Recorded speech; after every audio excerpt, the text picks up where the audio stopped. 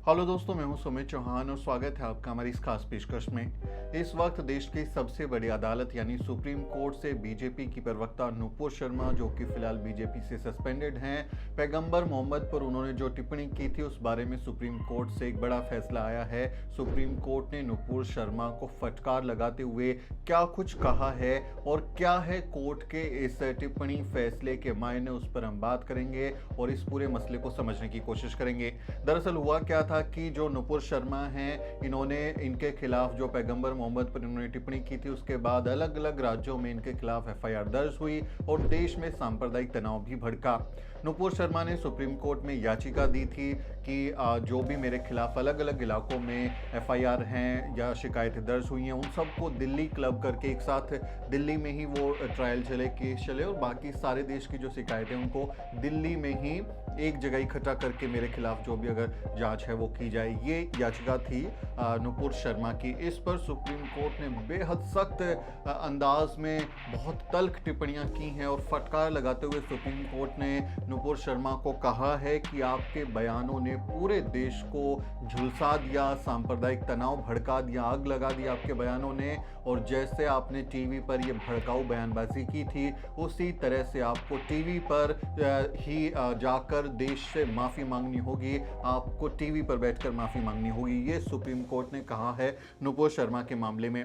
अब इसको लेकर अलग अलग प्रतिक्रियाएं भी आ रही हैं, लेकिन मैं थोड़ा डिटेल में सुप्रीम कोर्ट के फैसले की जो है उस पर बात करना चाहूँगा, क्योंकि ये फैसला सुप्रीम कोर्ट की तरफ से ऐसे वक्त में आया है जब देश में सांप्रदायिक तनाव बहुत ज़्यादा है। और उदयपुर में क्या हुआ, जो कन्हैयालाल थे उनके साथ क्या हुआ, उसके बाद से मुसलमानों के खिलाफ एक माहौल भी बनाया जा रहा है कि किस तरह से मुस्लिम जो है वो हिंसक हो गए हैं और किस तरह से वो इस मसले को और ज़्यादा उग्र तरीके से इसका विरोध कर रहे हैं। तो ऐसे वक्त में सुप्रीम कोर्ट ने जो आज टिप्पणी की है वो बहुत इंपॉर्टेंट हो जाती है। और नुपुर शर्मा के बारे में सुप्रीम कोर्ट ने ये भी कहा कि आपको सत्ता का नशा है और आज तक पुलिस आपको हाथ नहीं लगा पाई। इस पर भी उन्होंने सवाल खड़ा किया है और फटकार लगाते हुए उनकी याचिका को रिजेक्ट कर दिया, जिसके बाद उन्होंने रिजेक्ट किया मतलब उन्होंने कहा कि आप अपनी याचिका को वापस ले लीजिए। इसके बाद नुपुर शर्मा ने याचिका को वापस ले लिया। उन्होंने कहा कि आपको ऐसी राहत चाहिए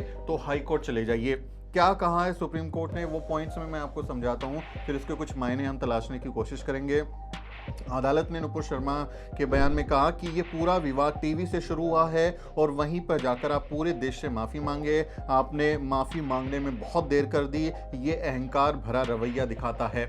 ये सुप्रीम कोर्ट का कहना है कि आपको टीवी पर जाकर माफ़ी मांगनी चाहिए जो आपने भड़काऊ बयान दिए। और उसके इतनी दिनों से इतना बवाल होने के बाद में जगह जगह हिंसा भड़की, इंटरनेशनल बेइज्जती हुई। दुनिया भर के जो मुल्क हैं, मुस्लिम मुल्क, उन्होंने भारत सरकार से माफ़ी मांगने की मांग की, वहाँ के राजदूतों को तलब किया गया, इंटरनेशनल प्रतिबंध भी लगे, देश में हिंसा भड़की और अभी तक इन्होंने कोई सार्वजनिक तौर पर माफ़ी नहीं मांगी है। तो सुप्रीम कोर्ट कह रहा है कि तुम्हारा जो रवैया है वो बहुत अहंकार भरा, घमंडी रवैया है, अभी तक तुमने माफ़ी नहीं मांगी, जाओ जाकर टीवी पर माफ़ी मांगो।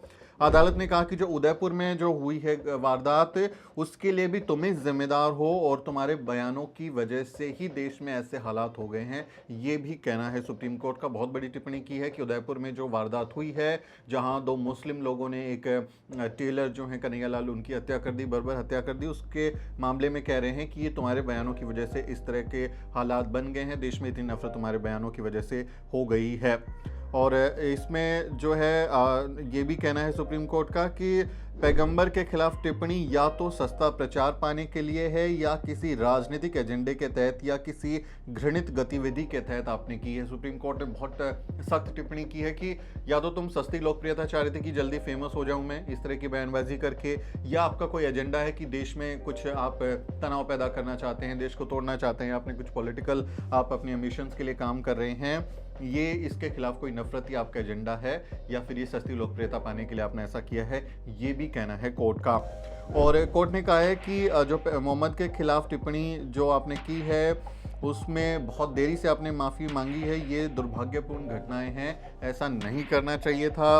और सुप्रीम कोर्ट ने ये भी कहा कि जो उनके बयान हैं नुपुर शर्मा के उनसे कहें कि घमंड की बू आती है। ये कहना है कि आप बहुत घमंडी नज़र आती हैं, घमंड की बू आती है आपके बयानों में, क्योंकि जिस तरह से बीजेपी के प्रवक्ता, बीजेपी के लोग जो हैं मुसलमानों के खिलाफ दिन रात बयानबाजी करते हैं, नेशनल टीवी पर बैठकर किस तरह की भाषा का इस्तेमाल करते हैं, तो सुप्रीम कोर्ट का कहना है कि आपके बयानों से घमंड की बू आती है, आपके अंदर अहंकार है उसकी बू आती है। इसके अलावा जो सुप्रीम कोर्ट है उन्होंने पुलिस पर भी भयंकर एक लापरवाही का आरोप लगा दिया है। सुप्रीम कोर्ट ने खासकर दिल्ली पुलिस को फटकार लगाते हुए कहा है कि आपने अभी तक इनके खिलाफ कोई शिकायतें दर्ज होने के बाद, एफआईआर दर्ज होने के बाद भी कोई कार्रवाई क्यों नहीं की, और ये अगर किसी के खिलाफ एफआईआर होती है तो व्यक्ति को अरेस्ट किया जाता है, लेकिन किसी ने भी आपको छूने की हिम्मत नहीं की। इससे पता लगता है कि आपके पास कितना बड़ा कवच है। सीधे सीधे मोदी सरकार की तरफ इशारा करते हुए, गृह मंत्री अमित शाह की तरफ इशारा करते हुए, क्योंकि उन्हीं के अंडर में दिल्ली पुलिस आती है, गृह मंत्रालय के अधीन। तो सुप्रीम कोर्ट का कहना है कि आज तक आपके खिलाफ इतनी एफआईआर दर्ज होगी, इतनी शिकायत दर्ज होगी, इतना हिंसा देश भर में होगी, दुनिया भर में बवाल हो गया, लेकिन पुलिस ने आज तक आपको हाथ नहीं लगाया। किस शय पर ऐसा हुआ है? किसने आपको गिरफ्तार करने से रोक दिया? क्या हुआ है? ये इशारों में आप देखेंगे तो सुप्रीम कोर्ट मोदी सरकार पर भी ऐसा सवालिया निशान लगा रहा है, दिल्ली पुलिस को सीधे फटकार लगाते हुए कि अभी तक क्यों दिल्ली पुलिस ने इन पर कोई कार्रवाई क्यों नहीं की, ये सवाल उठाया है। अदालत ने ये भी कहा कि आप जो भी ट्रांसफर केस करने की मांग कर रही हैं और इसको लेके हम कोई आदेश नहीं देंगे, हमने कोई ऐसा फैसला नहीं देंगे कि सारी शिकायतें दिल्ली आए। जाइए, आपको जो करना है, आपको इससे अगर काम करना है, इस तरह का आपको ये मांग है आपकी कि एफआईआर जो भी है उनको दिल्ली ले आए, तो हाई कोर्ट चले जाइए। और कोर्ट ने ये भी कहा कि आप हाई कोर्ट नहीं गए, सीधे सुप्रीम कोर्ट आ गए।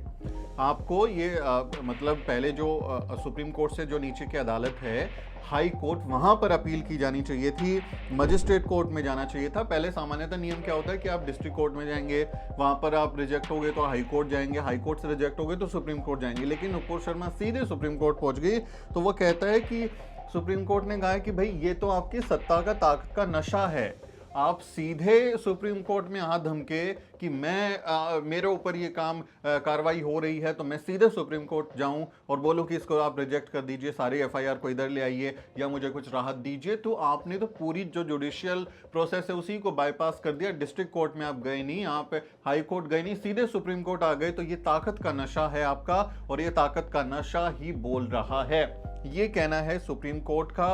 और बहुत सख्त टिप्पणियां हैं, लेकिन यहाँ सवाल ये खड़ा होता है कि सुप्रीम कोर्ट ने नुपुर शर्मा की गिरफ्तारी का आदेश क्यों नहीं दिया। ये सवाल जरूर खड़ा होता है, क्योंकि जिस तरह से नुपुर शर्मा के बयान के बाद देश में हालात बिगड़ गए हैं, बहुत खराब हालत हुए। उदयपुर में जो हुआ उसने तो बिल्कुल एकदम कहें कि हमें ऐसे मोड़ पर लाकर खड़ा कर दिया जहां हमें ये सोचना पड़ रहा है कि देश में हो क्या रहा है, क्यों ऐसे हालात बन गए हैं। जगह जगह हिंसा हुई, प्रदर्शन हुए, लोगों के घरों पर बुलडोजर चलाया गया, दुनिया भर में बेइज्जती हुई, गल्फ कंट्रीज ने तो कितने सख्त रवैये अपनाए, उसके बावजूद इनकी गिरफ्तारी नहीं हुई है। कितने दिन हो गए इस बात को। तो सुप्रीम कोर्ट को यहां पर अगर गिरफ्तारी का आदेश देना पड़ता और वो दे देते कि इनको तुरंत पहले, सबसे पहले गिरफ्तार करो, इनके खिलाफ ट्रायल शुरू करो, जांच शुरू करो, उसके बाद देखा जाएगा इसमें क्या होगा, तो मुझे लगता है ये और बेहतर होता। क्योंकि देश में इस वक्त ऐसे हालात हैं कि नफरत के जो कारोबारी हैं वो दोनों उस एजेंडे को आगे बढ़ा रहे हैं। संघी और मुसंघी दोनों मिलकर देश को आगे में झोंकने का काम कर रहे हैं, नफरत भड़का रहे हैं, हेट कंटेंट एक दूसरे को प्रोवाइड करा रहे हैं, हत्याओं को जायज कोई ठहरा रहा है तो कोई इसके रिएक्शन में कुछ काम कर रहा है। भयंकर हालात इस समय बन रहे हैं। तो ऐसे वक्त में अगर देश को शांति बनाए रखना है, शांति कायम रखनी है, तो सबसे जरूरी होता कि इस महिला की, जो सवर्ण महिला है नुपुर शर्मा, जिनके बयान से और इनके बयान से जो नफरत भड़की है, उसको लेकर सुप्रीम कोर्ट तुरंत कहता कि सबसे पहले तो इसको जेल में डालो, ये ट्रायल शुरू करो, जांच शुरू करो, और बाद में फिर इसके बारे में देखा जाएगा। तो सबसे पहले इनकी गिरफ्तारी होनी चाहिए अगर इन्होंने कोई कानून की नज़र में अपराध किया है, लेकिन अभी तक नहीं हुई, जो दिखाता है कि किस तरह से सत्ता का नशा बोल रहा है, कोई इनको टच करने नहीं दे रहा है। इनके पास कितनी बड़ी शील्ड है, कवच है, ये सुप्रीम कोर्ट ने इशारों में मोदी सरकार, अमित शाह की तरफ जो इशारा कर दिया।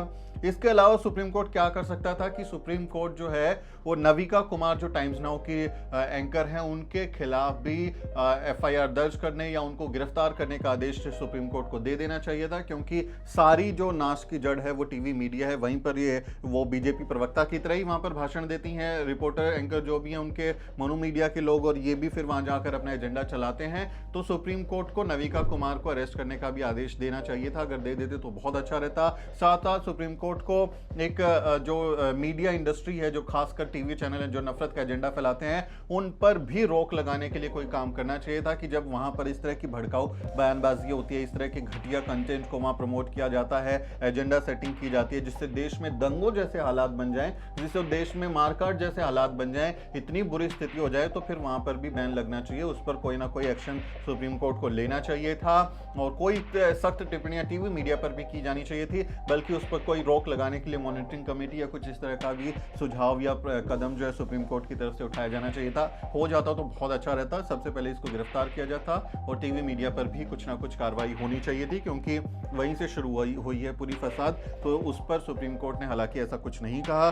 गिरफ्तारी को लेकर एक टिप्पणी है दिल्ली पुलिस की, लेकिन अब देखना है कि दिल्ली पुलिस क्या करेगी। देश की सबसे बड़ी अदालत जब इतनी सख्त टिप्पणी कर रही है, इतने ज्यादा तंज तरीके से वो कह रही है कि आपको कोई छू नहीं सकता, आपको कोई हाथ नहीं लगा रहा, इतने दिन से कोई और होता आपकी जगह तो तुरंत अरेस्ट कर लिया जाता, तो क्या सुप्रीम कोर्ट के आदेश के बाद, इस सख्त टिप्पणी के बाद दिल्ली पुलिस अपनी इज्जत को बचा रखेगी? अपने जो उनके दिल्ली पुलिस के बारे में कहा जाता है कि भाई वो न्याय करने वाली पुलिस है, लोगों के साथ खड़े होने वाली पुलिस से दावा करती है वो दिल्ली पुलिस, तो क्या वो अपनी प्रतिष्ठा का ख्याल रखेंगे और इस महिला को तुरंत अरेस्ट किया जाएगा, या फिर वो किसी के दबाव में झुकाव में इनको अरेस्ट नहीं करेंगे और देश के सबसे बड़ी अदालत की इस टिप्पणी को भी जो है वो नजरअंदाज कर देंगे? ये भी अपने आप में सवाल खड़ा होता है, क्योंकि इनके जो बयान है उसके बाद देश में हालात वाकई में बहुत खराब हुए हैं।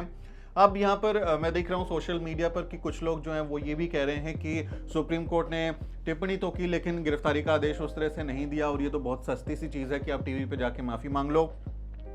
ये इनके प्रति जो है नरम रवैया है, ऐसा कुछ लोगों का कहना है। लेकिन हमें यहाँ थोड़ा टेक्निकल पॉइंट समझना चाहिए। हम सब जानते हैं कि जुडिशरी में जो लोग बैठे हुए हैं वो एक कहें कि upper caste upper class male dominated hegemony वाला पूरा का पूरा सुप्रीम कोर्ट का हमारा सिस्टम है, वहाँ डाइवर्सिटी नहीं है। और बहुत सुप्रीम कोर्ट के जो रिटायर्ड जज हैं उनको किस तरह से लाभ मिले हैं, राज्यसभा भेजे गए हैं, किस तरह से उनकी नियुक्तियाँ होती हैं, वो हम सब जानते हैं। और उसी को देखते हुए ये भी नज़र आता है कि भाई उस तरह से इनके खिलाफ जो है गिरफ्तारी का आदेश नहीं दिया गया और माफ़ी मांगने की बात बोली गई है, तो ये बहुत हल्की बात है, लोगों का ऐसा कहना है। लेकिन हमें ये समझना चाहिए कि इन सब के बावजूद, ऐसे आशंका के बावजूद भी, क्योंकि सुप्रीम कोर्ट में ट्रायल नहीं हुआ इस केस का, वहाँ पर ये अगर ट्रायल होता जो है उसके बहस होती, जिरह होती, उसके बाद फैसला आता तो सजा भी मिलती। फिलहाल सुप्रीम कोर्ट गिरफ्तारी के लिए बोल सकता था, तो क्योंकि ट्रायल जहाँ जिस कोर्ट में होगा हर एक कानूनी प्रक्रिया होती है, उसके बाद ही सजा का ऐलान होता है, तो सीधा सुप्रीम कोर्ट ऐसा नहीं बोल सकता था कि इनको ये 10 साल की सजा दे देंगे, ये कर देंगे, ऐसा नहीं बोल सकता था। लेकिन सुप्रीम कोर्ट ने जो ये कुल मिलाकर बयान आज दिए हैं, इन पर टिप्पणी की है, मेरे हिसाब से बहुत सख्त टिप्पणी है, बहुत ज़रूरी टिप्पणियाँ थी, क्योंकि इस समय देश में बहुत माहौल ख़राब है, बहुत एक दूसरे के खिलाफ नफरत भड़काने का काम जारी है। तो ऐसे माहौल में सुप्रीम कोर्ट की टिप्पणी बेहद इंपॉर्टेंट हो जाती है। और हम वैसे भी कहते हैं कि भारत में जो लोकतंत्र के 3 खंबे हैं उसमें न्यायपालिका भी एक मजबूत खंबा है। चौथा खंबा प्राइवेट लिमिटेड मीडिया को कहते हैं, लेकिन वो किस तरह से नफरत फैला रहा है वो हम सब देख रहे हैं। तो हमारे लोकतंत्र के खंबे के तौर पर सुप्रीम कोर्ट न्यायपालिका से हमें उम्मीदें हैं कि वो ऐसे लोगों पर, बीजेपी के भड़काऊ बयानों पर, नफरत एजेंडे पर, और जिस तरह से देश में मुसलमानों के खिलाफ माहौल बनाया जाता है, दलितों, पिछड़ों, आदिवासियों को निशाना बनाया जाता है, उस पर सख्त रवैया अपनाए सुप्रीम कोर्ट और देश के संविधान की रक्षा करे। कितना होगा ये हम सब जो है उसको लेकर आशंकित है, क्योंकि वहाँ का स्ट्रक्चर जो है वो पूरा का पूरा अपर कास्ट है और सभी वर्गों के लोग वहाँ नहीं हैं। और जिस तरह से सुप्रीम कोर्ट के अंदर से ही आवाज़ें उठती हैं कि वहाँ पर क्या क्या होता है, उसको लेकर आशंकाएं हैं। लेकिन फिर भी मैं मानता हूं कि माननीय सुप्रीम कोर्ट ने एक अच्छा ये एक टिप्पणी की है, एक बढ़िया कमेंट इस पर किया है इस लिहाज से, क्योंकि देश में हालातों को सुधारने की ज़रूरत है। बहुत ज़्यादा हिंसा का माहौल बनाया जा रहा है। अब देखना होगा कि क्या दिल्ली पुलिस इनको जो है गिरफ्तार करती है, क्या अमित शाह, उनकी दिल्ली पुलिस, गृह मंत्रालय या इनको बचाने में जुट जाता है और देश की सबसे बड़ी अदालत की भी अनदेखी कर देता है। आपका इस मसले पर क्या सोचना है वो कमेंट में लिखें, आप अपनी राय लिखें, हम भी जानना चाहते हैं कि आप क्या सोचते सोच रहे हैं इस विषय में, और इस वीडियो को आप ज़्यादा से ज़्यादा लोगों तक पहुँचाएँ ताकि लोगों को इसकी जानकारी हो सके। आपसे अपील है कि हमारे चैनल को भी सब्सक्राइब करें, घंटी का बटन दबाएं ताकि आपको तमाम वीडियो की नोटिफिकेशन टाइम पर मिल जाए। मेरा नाम सुमित चौहान है और इस वीडियो स्टोरी में मेरी मदद कर रहे हैं मोहित कुमार। अगले किसी वीडियो में मुलाकात होगी दोस्तों, तब तक आप देखते रहिए द न्यूज़ स्पीक।